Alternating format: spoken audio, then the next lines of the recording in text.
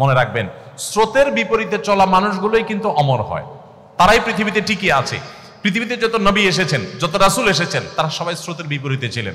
তাদের কথা সমাজের অনেক নবী আছে, তাদের কথা সমাজের 1% মানুষও শুনে নাই, অনেকের কথা সমাজের 5% মানুষও শুনে নাই।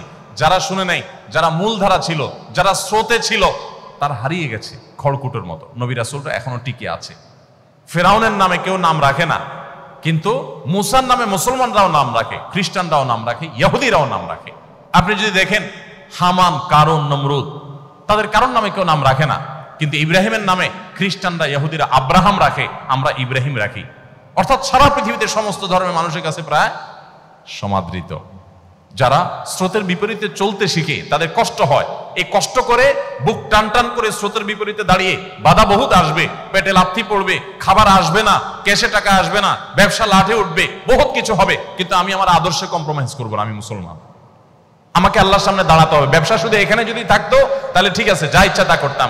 ব্যবসা তো এটাই শেষ না, আসল ব্যবসা তো শুরু হবে আমার মৃত্যুর পর। সো আমি কি করছি তার প্রত্যেকটা টাকার হিসাব আমাকে পাই পাই করে দিতে হবে, যে আমি কি সৎভাবে কামাই করেছি না অসৎভাবে কামাই করেছি। সো এই জায়গায় আপনারা কম্প্রোমাইজ করবেন না।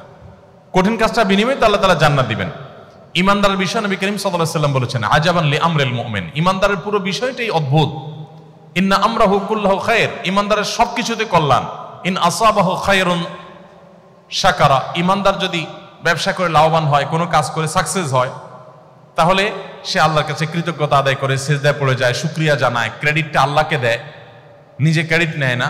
তো এর মাধ্যমে তার একদিক থেকে লাভবান হয়েছে, আবার শুকরিয়া আদায় করে, কৃতজ্ঞতা আদায় করে আল্লাহর কাছে সে বিনিময় লাভ করে, দুই দিক থেকে লাভবান হয়ে গেল।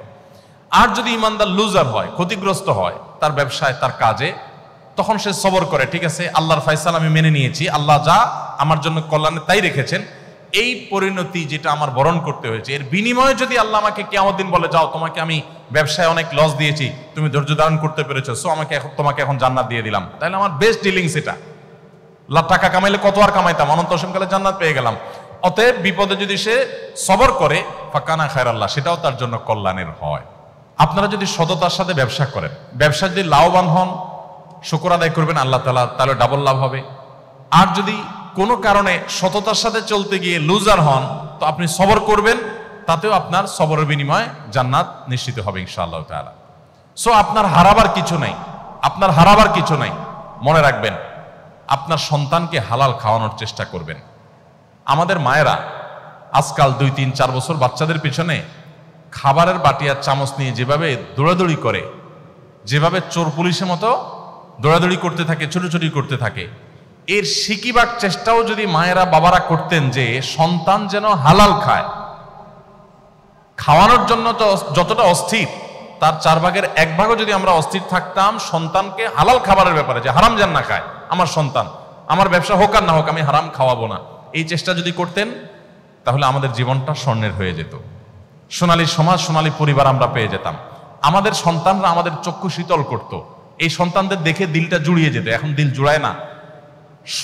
বেশিরভাগ পরিবারে, বেশিরভাগ মা বাবার অশান্তির কারণ হলো তাদের সন্তানরা, কারণ হলো আপনি হারাম খাওয়াচ্ছেন। দেখুন, হারাম এমন একটা জিনিস, এটা আপনি ঢুকাবেন নিজের শরীরে, নিজের পরিবারের সদস্যদের শরীরে, এটা কাজ করবেই করবে। গুলি মিস হতে পারে, এটা মিস হবে না। আপনি একটু পিছনে চলে যান, আমি সবসময় এক্সাম্পল দিই, একটু পিছনে 10 বছর, 20 বছর, 30 বছর আগে চলে যান। এখানে যারা 40+ বয়স আছে, আপনি আপনার শৈশবে চলে যান। আপনার সাথে আপনার বাবা মার যে বোঝাপড়াটা, এখন আপনার সন্তানের সাথে আপনার বোঝাপড়া কিন্তু এত ভালো না। আরো যদি পিছনে চলে যাই তো আরো ভালো দেখতে পাবো। আমাদের চাইতে আরো যারা সিনিয়র আছেন, যারা 50+, 60+ আছেন, তারা তাদের শৈশবে চলে যান। আপনি আপনার বাবা মাকে যতটা শ্রদ্ধা করতেন, আপনার সন্তান কি আপনাকে ততটা শ্রদ্ধা করে?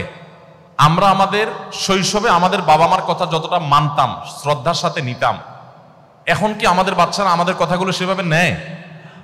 কারণ কি? আমার বাবা মা আমাকে তো জামা একটা বেশি 2টা কিনে দিতে পারে নাই। আপনার বাবা মা তো আপনাকে ছোটবেলায় যা চাইছেন তা কিনে দিতে পারে নাই। একটা বেশি 2 তরকারি দিয়ে আপনাকে ভাত দিতে পারে নাই আপনার মা।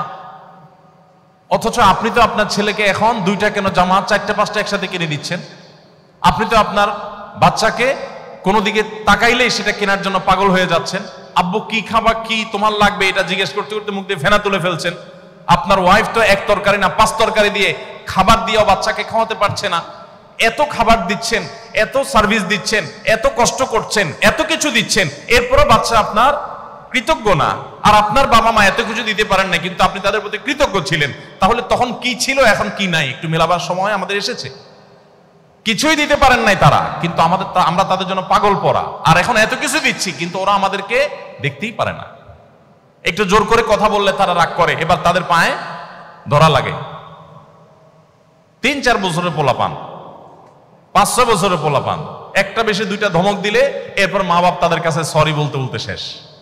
ওর তেল মাখতে মাখতে মার দিন যায়, ওর তেল মাখতে মাখতে বাপের দিন যায়, কারণ ওর মুড অফ হয়ে গেছে, ও রাগ করছে, ও রুমের দরজা আটকে ফেলছে, সে রিয়্যাক্ট করতেছে। আমরা কোথায় চলে যাচ্ছি আমরা নিজেরাও ভাবছি না। এই বিষয়ের যদি আপনি 10টি কারণ খুঁজে বের করেন, তার মধ্যে একটি কারণ এটা যে আপনার বাবা মা আপনাকে হালাল খাওয়াইছে, আপনি আপনার সন্তানকে ওই রকম সন্দেহাতীত হালাল খাওয়াতে পারছেন না। আপনিও হালাল খাওয়াচ্ছেন, বাট আপনার হালালটা আপনার বাবা মা যেরকম খাওয়াইছেন ওরকম পিওর হালাল আপনি দিতে পারছেন না। এটার এফেক্ট আপনার সন্তানের মধ্যে পড়ছে, এবং জেনারেশন যত সামনে অগ্রসর হবে যত বেশি আপনি হালাল উপার্জনের ক্ষেত্রে ছাড় দিবেন। আপনার কাছে টাকাটাই মুখ্য, আপনি লাখপতি হতে চান, কোটিপতি হতে চান, আপনার হালাল হারাম দেখার দরকার নেই। তো আপনার সন্তান শুধু না, আপনার পুরো জীবনটা দুর্বিষহ জীবন হবে। আপনার সন্তানকে হালাল উপার্জন দেন, হালাল খাবার দেন, আপনার ফ্যামিলিকে দেন, আপনি একটা জান্নাতি ফ্যামিলি পাবেন, আপনি এনজয় করবেন লাইফটাকে। আর না হলে বাহিরে অনেক চকচকা দেখবেন, ভেতরে এতটাই সদরঘাট হবে, ভেতরে কুরে কুরে শেষ হবে, কাউকে বলতে পারবেন না। ভাবসাব জাহির করবেন, ছেলে হান করে মেয়ে তান করে, কিন্তু ভেতরে ভেতরে আপনি শেষ হবেন যে ওরা যে কত বড় অমানুষ, কত বড় অসভ্য, কত বড় কুলাঙ্গার আমার সন্তানরা, এটা আমি ভিতরে ভিতরে টের পাবো, মানুষকে বলতে পারবো না। যদি এটা থেকে বাঁচতে চান তাদেরকে হালাল খাওয়ান, হালাল উপার্জনের ক্ষেত্রে কোনো কম্প্রোমাইজ করবেন না। আত-তাজিরুস সাদুক মা'আন নাবিয়্যিন ওয়াস সিদ্দীকিন, যে সমস্ত ব্যবসায়ীরা ব্যবসার ক্ষেত্রে সততা অবলম্বন করেন, কিয়ামতের দিন তারা নবীদের সাথে, আল্লাহর সিদ্দিক বান্দাদের সাথে, প্রিয় আল্লাহর ওলিদের সাথে তারা কিয়ামতের দিন উঠবে বিশেষ সম্মানিত এবং বিশেষ মর্যাদাবান মানুষ হিসাবে। অতএব সততার সাথে ব্যবসা করার জন্য আমি আপনাদেরকে অনুরোধ করব, আহ্বান করব।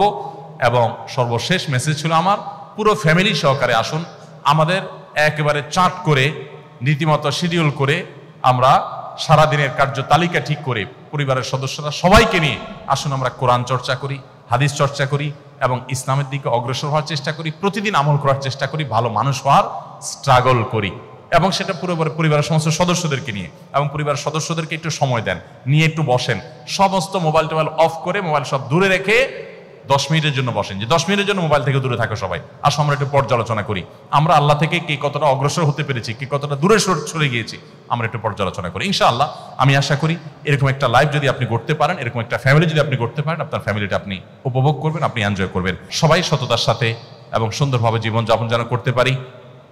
আজকে এখানে হয়তো বাণিজ্যিক উদ্দেশ্যে আপনারা একত্রিত হয়েছেন, জান্নাতে যেন আল্লাহ তাআলা আপনাদেরকে একত্র হওয়ার তৌফিক দান করেন, আমাদের সবাইকে যেন আল্লাহ তাআলা জান্নাতে এভাবে একত্র হওয়ার তৌফিক দান করেন, আমরা সেই দোয়া করি। ব্যবসা আমাদের শুধু দুনিয়ার যেন না হয়, দুনিয়ার ব্যবসাও হোক, সেই সাথে আখিরাতের ব্যবসাও হোক। আমরা দুনিয়াতেও এগিয়ে যাই, আখিরাতেও এগিয়ে যাই, ইমানদারের দৃষ্টিতে শুধু মৃত্যুর আগ পর্যন্ত না, বরং অনন্ত অসীমকালের জীবন পর্যন্ত। সো আমাকে এই জগতে এবং ওই জগতে, উভয় জগতে সফল কাম হওয়ার চেষ্টা করতে হবে। আল্লাহ আমাদের সবাইকে তৌফিক দান করুন। জাযাকুমুল্লাহ খাইর। আস-সুন্নাহ ফাউন্ডেশন, উম্মার স্বার্থে সুন্নাহর সাথে।